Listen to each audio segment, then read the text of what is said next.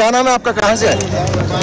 रफीक खान, पूना से आए हम 2 साथी पूना से आए, गाड़ी पे है, गाड़ी लेकर 3 व्हीलर। अभी यहाँ ये जो देश है हमारा, ये लोकशाही तंत्र के हिसाब से चलता है। अब यहाँ जो बच्चों को के लिए उन्होंने ग्राउंड पे सभा लेने के लिए पहला परवानगी दिया, परमिशन दिया, उसका पैसा भी भर के लिया, और पैसा भरने के बाद उनको पता नहीं क्या ऑर्डर आया है या किसी का कुछ उनको दबाव आया है, उस दी हुई परमिशन को कैंसिल कर दिया गया और अब कहा जा रहा है कि ये परमिशन आपको हम नहीं दे सकते, ग्राउंड पे आप सभा नहीं ले सकते। इसका अर्थ क्या है, इसका मतलब क्या है कि अगर बच्चू कडू की सभा अगर उस ग्राउंड पे हो गई तो हमारी जो हवा है, हमारा जो दबदबा है वो कम हो जाएगा। इस इनकार के पीछे ऐसा महसूस होता है कि बच्चू कडू को ये डर गए हैं कि बच्चू कडू एक ऐसा आदमी है कि जिसने पूरे महाराष्ट्र के अंदर जो वंचित घटक होता है, दिव्यांग, विधवा और जो लावारिस लोग होते हैं जिनका कोई नहीं होता, ये ऐसा मसीहा के तौर पे काम कर रहा है कि आज वो बच्चू कडू लोगों के दिलों में छा गया है। वो आप देखेंगे कि लोग जो और भी खड़े हैं उनके पास ये है, ये माल है, धन है, लेकिन बच्चू कडू के साथ हमारे जैसों का मन है, मन। आज इस अवस्था के अंदर, इस परिस्थिति के अंदर आप देख रहे हैं कि सभी दिव्यांग, कोई कहां से आया है, कोई कहां से आया है, इस अवस्था के अंदर, इस आंधी तूफान के बीच के अंदर भी वो इस हालत के अंदर भी इधर से हिलने के लिए तैयार नहीं है कि जब तक बच्चू कडू का आदेश नहीं आएगा हम यहाँ से नहीं हिलेंगे। चाहे से बारिश आए या तूफान आए या आंधी आए, कोई भी चीज आए, कोई भी चीज हमको हटा नहीं सकती। काय म्हणणार?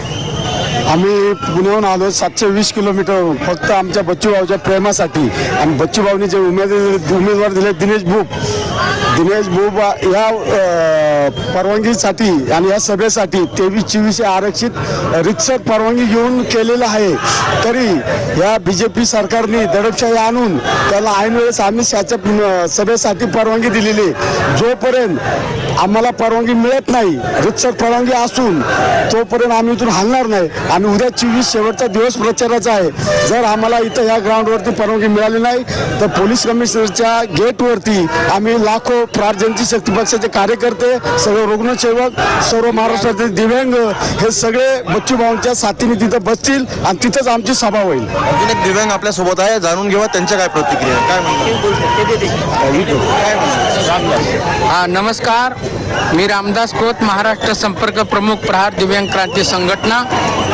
आज इथं अमरावतीमध्ये महाराष्ट्रातील नव्हे तर देशातील दिव्यांगांचे हृदय सम्राट माननीय नामदार बच्चू कडू साहेबांनी महाराष्ट्रातील शेतकऱ्यांचा, दिव्यांगांचा, गोरगरिबांचा आवाज दिल्लीमध्ये नेण्यासाठी एक आपला प्रहार सैनिक दिनेश बुब साहेबांना दिल्लीमध्ये नेण्यासाठी आणि एक लढाई चालू केलेल्या या लढाईसाठी अंतिम टप्प्यामध्ये जे काय कुणी, आम्ही कुणाचं नाव घेणार नाही, परंतु आमच्या पक्षाला परवानगी मिळाली असताना देखील हे जी तानाशाही चालू आहे विरोधकांची, म्हणजे आमची सभा इथं होऊ द्यायची नाही, त्यांच्या पायाखालची वाळू घसरलेली आहे विरोधकांची, यासाठी यांनी आमचा सभा होऊ द्यायची नाही। पण आमची सभा इथंच होणार। उद्या महाराष्ट्रातून 10 लोक पब्लिक, दिव्यांग, विधवा महिला राहतील, प्रहार सैनिक राहतील, सगळे पदाधिकारी इथं अमरावतीमध्ये येतील। आमची सभा इथंच होणार, म्हणजे इथंच होणार, आमची सभा इथंच होणार।